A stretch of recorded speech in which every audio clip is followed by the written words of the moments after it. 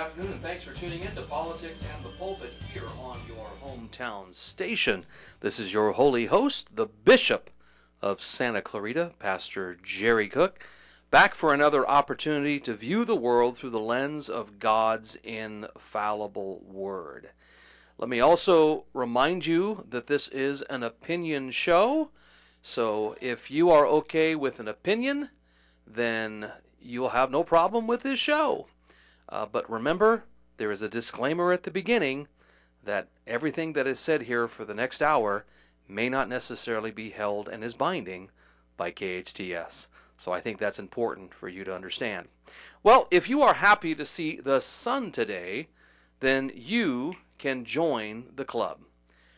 Southern California was drenched over the last couple of days, proving once again that global warming is a genuine threat. Isn't that right, Greta Thunberg? How dare you? Exactly. I appreciate that, Greta. Even where I live in Acton, we received over 5 inches of rain, which is frankly amazing for an area that only receives about 5 inches on average. So not bad. Definitely had a lot of rain over the last couple of days. I can't necessarily poo-poo all the weather people because they got this one right. I guess if you roll the dice enough, you're bound to get a 7. But enough about the bad weather. We have, I hope, a great show lined up for you today. At the bottom of the hour, we're going to have Jonathan Hatami calling in to talk about his run for district attorney against George Gascon. And we're going to ask Jonathan where he is in the latest polls, talk about crime and why Gascon keeps talking about how crime is down across the board here in LA County. And we're going to talk about the importance of early voting. That's something that conservatives are always leery about and, kind of look over their shoulder because they don't really trust early voting. However, I'm going to really encourage folks to consider early voting this year, specifically before the March 5th primary and even before the November election. We'll talk more about that with John Hatami at the bottom of the hour. But before we do that, have you heard the latest news out of the rumor mill concerning Mike Garcia's Democrat opponent, George Whitesides? First of all, did you know that Mike Garcia had an opponent? I'm waiting. Obviously, you probably don't. But if you're driving in Santa Clarita, maybe down Bouquet Canyon or something like that, maybe you've seen this giant billboard with a big white guy on it named George Whitesides, no pun intended. And news dropped yesterday. This is via Hat Tip Daily Caller. An investigative reporter put this article out saying, quote, "A Democratic congressional candidate running for a toss-up seat was mentored by a billionaire allegedly linked to deceased pedophile Jeffrey Epstein and an infamous sex cult. George Whitesides, the Democratic candidate for California's hotly contested 27th district, is a former CEO of Virgin Galactic, a company founded by billionaire Richard Branson, who has alleged ties to Jeffrey Epstein and to the sex cult that was a part of, which allegedly lured women into becoming sex slaves." And according to George Whiteside's own words concerning Richard Branson, he was recorded as saying this, quote, "I would say Richard's had quite an influence on me. He's a really amazing person and an amazing leader, and I've learned a lot from him," Whiteside said in a March 2013 interview. "I think," quote, "what he's done with his career from starting with very little resources at the front of his career to creating a mobile empire with the Virgin brand is incredible, and it's a testament to this guy." Now, Whiteside's accumulated most of his monies with Virgin Galactic and space tourism that was founded by Branson. That basically has funded a lot of his campaign here in the Santa Clarita area. And so here is a guy that's trying to unseat Mike Garcia for the 27th Congressional District. But let me just remind you, the last election in 2022, where Christy Smith finally had her backside handed to her once and for all, Mike Garcia won this district against Christy Smith by 53.2% to Christy's 46.8%. And by the way, Santa Clarita is not a red city anymore. It's not a red valley. It's a purple valley. In fact, in the 2020 election, this valley is technically a D+9 for Biden. And Congressman Garcia ended up winning it 3 different times, including in a special election against Christy Smith. So who knows how much truth there is to George Whiteside and his buddy-buddy friendship with Richard Branson, who of course had a wonderful relationship with the already dead Jeffrey Epstein. But anyway, I'm sure there'll be more news about George Whiteside's as we get closer and closer to the March 5th primary, and especially after the March 5th primary. I'm sure the mud will start slinging. So I'll give you all the juicy details about those stories as they come out. Now, all I can tell you is this. Ballots have been dropped. You probably have got your ballot at home, and you can vote early, of course, as we're going to mention here a little bit later with John Hatami. But here's one of the beefs that I have as a pastor, and that is if solid Bible-believing Christians would simply vote, and vote righteously and biblically, the left would never stand a chance.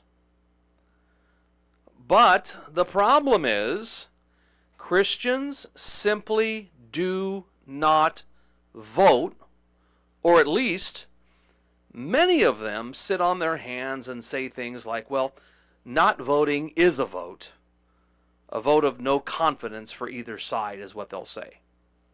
Now, I completely understand this whole lesser of the two evils bit, but for the sake of discussion this afternoon, I'd like to offer a few observations as to why Christians need to vote, why Christians should vote, and frankly, why Christians ought to vote. We should be leading the way in this stuff. It should not just be your mainline pagan conservative out there. It should be an informed Christian who is leading the way, if you will, when it comes to this notion of voting.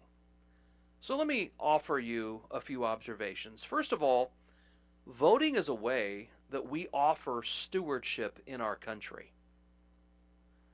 And that word stewardship, it gets thrown around, and, what does stewardship mean, preacher? Well, stewardship means supervising or taking care of something. God gave you a wife and God gave you a family. Men, you are stewarding over your wife, and you're stewarding in particular, corporately with your wife, your kids. You steward your vehicle. You put gas in it, you wash it, you get the oil change, you get the brakes changed, you get a tune-up. You're stewarding over that car. The Lord specifically told Adam in Genesis to, quote, have dominion over the earth. That means not only to have complete control, but to steward over the earth. And folks, when we sit elections out, for whatever reasons that run through your fertile mind, we fail to exercise proper stewardship over our county, over our state, and over our nation. Is it possible that between the 3 contested states in 2020 of Arizona, Pennsylvania, and Georgia, I think it was 42,000 votes that basically gave Biden the election in terms of the Electoral College? Could it be that 42,000 people didn't vote because they were Christians who felt like they would sit out the election? So you're telling me, let's just say that the 42,000 in those 3 hotly contested states were indeed Christians. Those 42,000 Christians gave us Joe Biden. Now again, I'm pretty sure that there might have been some pagans in that 42,000. But it's very possible there were a bunch of Christians who just sat it out and said, you know what? The lesser of two evils, I'm sick of all this. Folks, if you're looking for a perfect candidate, he's coming. His name is the Lord Jesus Christ. But until then, you're not going to find a perfect candidate. But I can tell you one thing right now. This November, with the two names on the ballot, when it comes to president, I will have no problem making the right choice. So first of all, voting is a way we offer stewardship in our country. Secondly, voting is a privilege we should never take for granted. Now, let me make this clear. Voting is not a right, but it is a privilege. A privilege that many people in parts of the world just frankly do not have. Yet, every 4 years and every 2 years, and yes, special elections and things like that, we can add our voice to the great privilege of furthering this great republic called the United States of America. We have that privilege. Why would you sit on your hands when you have the privilege to add a vote to the millions to properly steward this country in the right direction? I don't know why you would. Maybe in your own mind you have an idea why. But voting is a privilege we should never, ever take for granted. Thirdly, let me offer this observation. Voting is a way of holding our elected officials accountable. And we really can't hold them accountable in terms of the electorate other than really through voting. And in just over 200 days, America is going to be heading to the polls in a national election to decide on the fate of Biden and his stewardship over this nation in the last 4 years. And Lord willing, if this is a clean election, and I have to offer that caveat, obviously, the people will rightly boot Biden's butt out of the office, and Trump will march right in. See, voting is a way that we, the people, keep our elected officials accountable to us, the people. And you can't hold your elected officials accountable if you're all huffy and puffy and you're like, there's nobody out there that's Jesus Christ, so I can't vote. Fourthly, let me offer this final observation as to why Christians ought to vote. In fact, we should lead the way in voting. Is that voting makes a difference in the same way a grain of salt makes a difference in the outcome of a meal. You ever had a roast or something at your mother-in-law's, or maybe your wife made it and it wasn't all that great. You just said to yourself, wow, a little bit of salt just might pick up this meal. Voting is very much the same way. Voting makes a difference in the same way a grain of salt makes a difference in the outcome of a meal.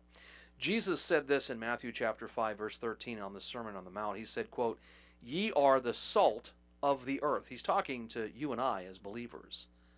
And then he goes on to say, "If the salt has lost its savor, wherewith or how will it be salted again?" That's a good series of questions. It starts with a statement, we're the salt of the earth. But if the salt has lost its savor, how is it going to be salted? Some of you Christians sit on your hands, you've lost your saltiness. Jesus refers to Christians as salt. And according to that verse in Matthew chapter 5, verse 13, we must remain salty. And you Christians who sit elections out are kind of like salt that has lost its ability to be salty. You don't want to do what salt does. You know what salt does? It adds flavor. You know what else salt does? It preserves. And as conservatives, we believe in preserving things. There are some things worth preserving. And if you're the salt of the earth, then you will offer your vote, your one vote among millions, in order to preserve some things. In just a few weeks, it'll be March 5th, Super Tuesday, where several states, including California, will go to vote. And if you do not vote on the day of the election, then by all means, vote early. Vote early. Bring your ballot to your pastor. Ballot harvesting is legal in California. That used to be, something that we used to look at as, something mysterious. But hey, Jerry Brown signed a bill back in 2018. It's totally legal. Totally legal. So whether you want to vote early, whether you want to bring your ballot to the pastor or to the church or to some location and then have that individual round up those ballots and then take them to the proper location, however you do it, you can do it. Folks, you can track your ballot to make sure your ballot gets to its proper location. But listen, fill your ballot out, take it to an official location, and hand your ballot over. But by all means, vote. Let me also end this segment with this. You have no reason to complain. You have no reason to bellyache and whine if you just sit back and do not exercise your privilege of stewarding over this nation that God has, yes, you heard me right, God has providentially given to us to properly steward. You say, well, the current stewardship is not good. Great, let's vote the guy out in November. You don't like the DA in LA County? Great, let's vote him out and let's pick the right DA on March 5th to go against Gascon, and then pick the right guy in November. But you can't whine, you can't complain, you can't bellyache unless you vote. And folks, if you do not vote, you are a part of the problem. And there's really no ifs, ands, or buts about it.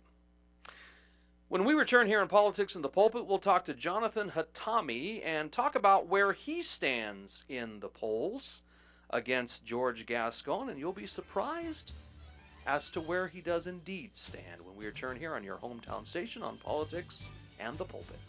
All right, we're back here live on Politics in the Pulpit here on your hometown station, 98.1 and AM 1220. As we promised at the top of the hour, we've got Jonathon Hatami on the line. Jonathan, say hello real quick. Jonathan, say hello real quick. Jonathan, can you hear me? Yes, I can. Jonathan, say hello to the folks out there. Hey, how are you doing, everybody in Santa Clarita? I have right here in my hands a Red State article, Jonathan, written by our friend Jennifer Van Laar. And she says this, quote, Los Angeles County District Attorney George Gascon is about to face voters again for the first time since winning election in November of 2020, and it's not looking great for the justice reformer, end quotes. And Jennifer goes on to say the polling is not good for Gascon, and in particular highlights your second place finish here. The poll results are this: 15% for George Gascon, 8% for Jonathon Hatami, and then 4% for Nathan Hochman, and the rest really are only in 2%, single digits, and some even don't even register. However, 64% don't know. How are you going to convince those 64% that you're the guy to vote for, John? Work the hardest. Get out to the voters, go door to door, meet with people in their homes and in communities, and let people know that we want to bring public safety back to Los Angeles. We're definitely thankful for all of the support so far. We believe that our campaign is surging. And, we're in this race to win the primary. We're in this race to beat George Gascon and win this primary. And so we're going to go door to door and meet individuals. We're also going to raise money, and we're going to use that money to try to get our message out, try to beat those special interests that are going to come down to Los Angeles and try to battle us and try to bring George Gascon back. We're going to let people know the big difference between George Gascon and I is I'm going to follow the law. I'm going to make sure we prosecute crime. I'm going to make sure the public is safe. And I'm going to make sure that people are held accountable and responsible for their crimes. But we're just going to outwork everybody. How excited were you, John, when you and your wife saw this article and said, wow, I'm second? I bet that just kind of really vindicates a lot of what you guys have done. The first thing I did was, thank God. I'm a believer, and so it's definitely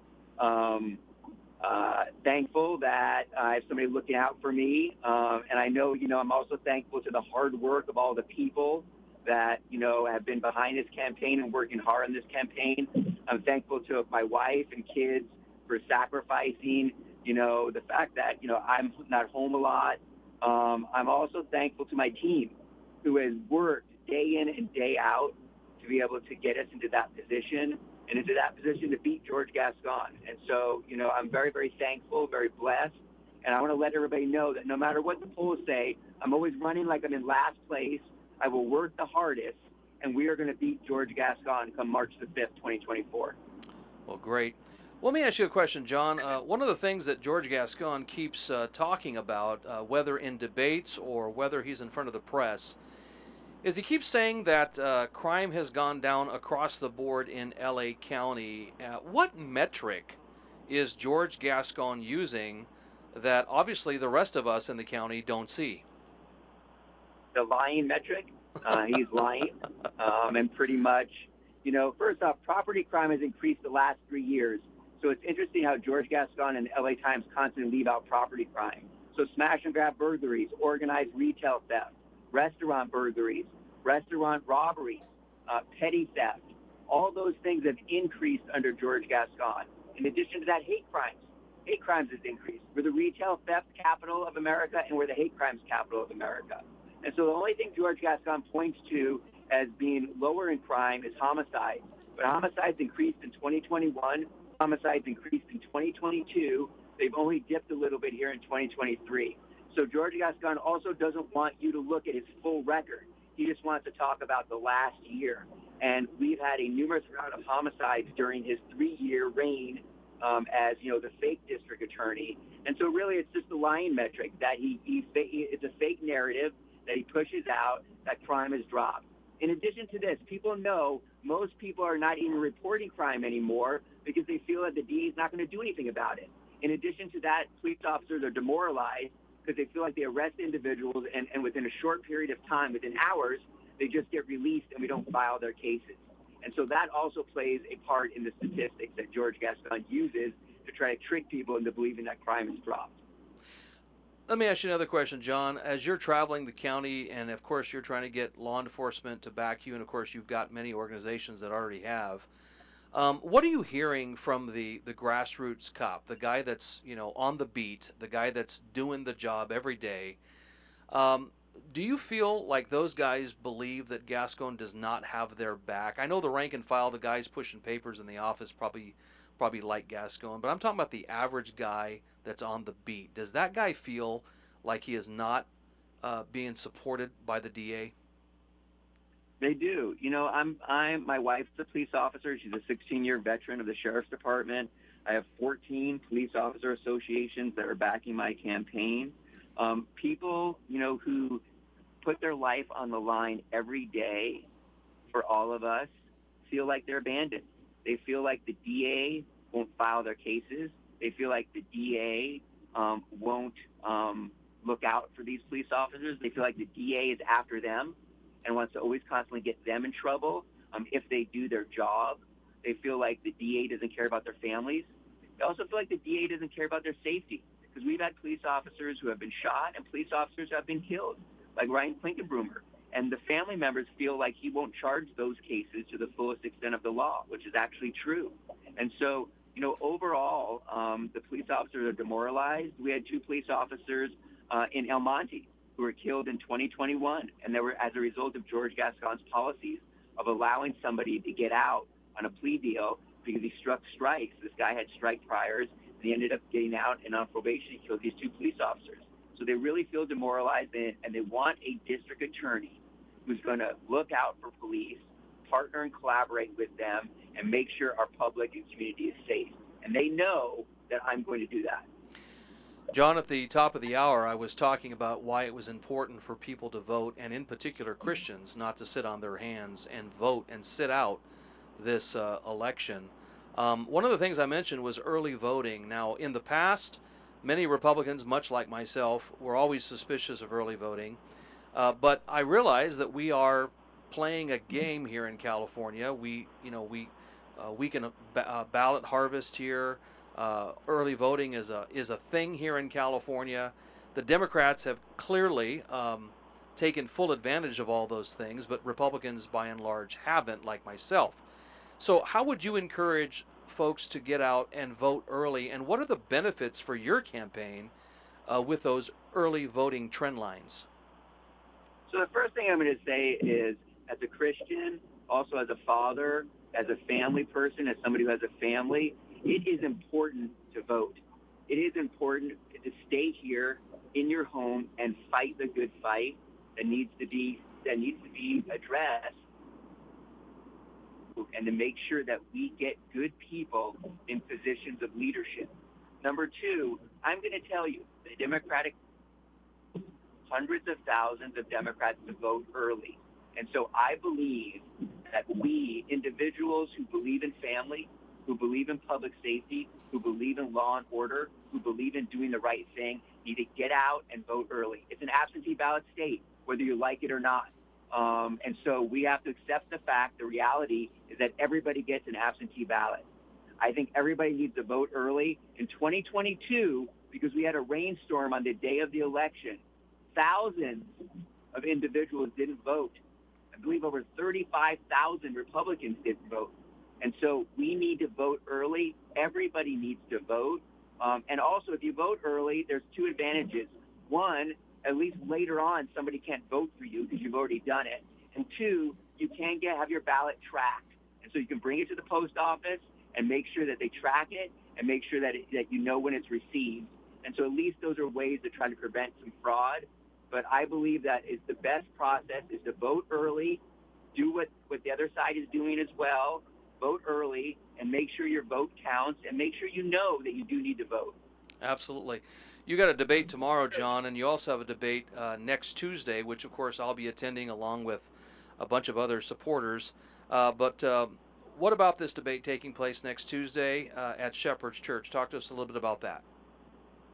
So I hope that everybody in the Antelope Valley and everybody in Santa Clarita and the San Fernando Valley comes out to Shepherd's Church to see this debate. This is the only debate that's going to be in our area. This is the only debate that's going to be close to the Santa Clarita Valley. We have the largest group of single-family homes in Santa Clarita, San Fernando Valley, and the Antelope Valley. We have a large amount of families, a large amount of people who support children, and a large amount of law enforcement and firefighters. And this is the closest debate to everyone. And so I hope everyone comes together and comes out to Shepherd's Church. And I want to let everybody know that this is my home. This is my home where I'm going to go to and talk at Shepherd's Church and talk to the people in my home, in my community, about how I'm going to bring public safety back to Los Angeles. If you want public safety in the San Fernando Valley, if you want public safety in the Santa Clarita Valley, and you want public safety in the Antelope Valley, you know with Jonathan Hatami that will happen. So I hope they come out. This is our home. This is our time. This is the only debate that's going to be closest to our area. And I hope they let George Gascon know that he has failed us all and he has made our community less safe. And I hope they let everybody know that we all want Jonathan Hatami to be the next district attorney. John, how can folks find you and donate to your campaign? So you can go to, for social media, it's at Jonathan Hatami, so at JONATHAN, one word, and I'm on Twitter or X, I'm on Instagram, and I'm on Facebook. And then you can go to my website, which is www.jonathanhatami, JONATHANHATAMI.com, which is my website. You can look at my plan to bring public safety back to Los Angeles, and then there's an area you can donate. And we need to raise as much money as we can, and why we raise money is to get my word and to get our message out to everyone, because we have a county of 10 million and a county of 6.5 million voters. Absolutely, John Hatami. Thank you so much for calling into Politics in the Pulpit today. Looking forward to seeing you next Tuesday. And, of course, take a break next Wednesday and take your wife out to dinner. Yes, thank you, Pastor Cook, and thank you to the community. And I just want to let everybody know to be safe and be well. Thank you, sir. You have a great day. That's Jonathan Hatami, running for district attorney here in Los Angeles County. And if you need information about this debate, it's called the District Attorney Candidate Forum. If you want to go on my Facebook, you can, Jerry Cook, and you'll be able to see there the District Attorney Candidate Forum. By the way, that was a duck, by the way, if you heard that on radio. That was my cell phone. That's called making the mistake of not putting your silence on. But anyway, United Chambers of Commerce is putting this debate on. It's moderated by Frank Motek of KABC Radio. I'm sure you've probably heard Motek on Money. And according to this slate here, every candidate that is running, including George Gascon, is supposed to be in attendance. So you'll be able to meet all of the candidates running, including the guy that has ruined single-handedly our county here, George Gascon. And so that's February 13th, next Tuesday. It's from 6 p.m. to 8 p.m. at the Shepherd's Church off of Rinaldi Street in Porter Ranch. There's a check-in at 5 o'clock, and again, the program begins promptly at 6 o'clock. You are going to have to register online. So again, find this District Attorney Candidate Forum, and it'll say register here. Click onto that, and all you have to do is submit a quick email. They're going to confirm that with an email back to you, and you'll be registered. It's a free event other than the price of getting there, which of course is getting more and more expensive, and gas goes up every day. Well, when we come back here, we'll have the final word on Politics in the Pulpit, and I want to leave you with a question that will kind of bait you, hopefully, to stay over for our last segment here. But how do you lose a contest of one? Well, I guess you'll find out when we return here on Politics in the Pulpit here on your hometown station. All right, we're back here live on Politics in the Pulpit on your hometown station at 8.1 FM and AM 1220. I wanted to just point out a few big deals that have happened in the last couple days here. Left you with this question at the end of the last segment. How do you lose a contest of one? I don't know. I've never lost a contest of one, but if you ask Nikki Haley, perhaps she could give you an answer, because that's exactly what she did yesterday in the Nevada primaries. By the way, this Nevada primary thing that's been split up into two, I can't explain all of it. The primary is non-binding, so technically she was the only name on the list, and she went up against none of the candidates. That's right. It was Nikki Haley up against none of these candidates. And none of these candidates won 62% of the vote. And Nikki Haley, who said about Donald Trump after Iowa, this is a two-person race, lost to none of these candidates. Trump wasn't even on the ballot, folks.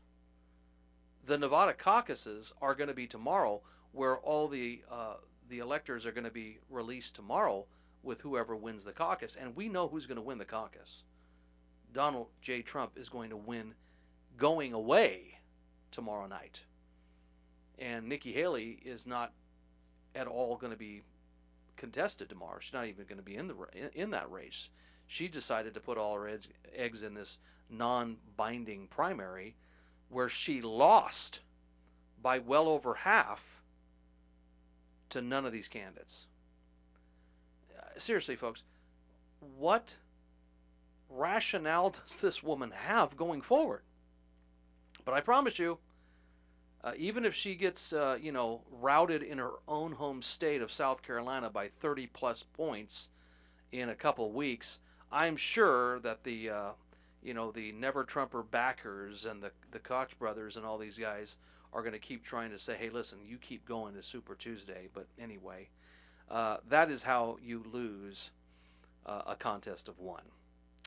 How many of you have heard of the Biden's Department of Justice? They were obviously doing a a check on Biden and these classified documents and investigating. Remember, the classified documents were found in the garage next to the Corvette and all that kind of stuff, and then there were some in his UPenn office and stuff like that. This was, right around the time that the whole Mar-a-Lago thing happened, right? Well, I mean, I know you're surprised to hear this, but that Biden's Department of Justice is going to let Biden off the hook in the documents investigation. I know. You thought they were going to throw him in jail and then throw away the key. No, they're waiting to do that with Trump.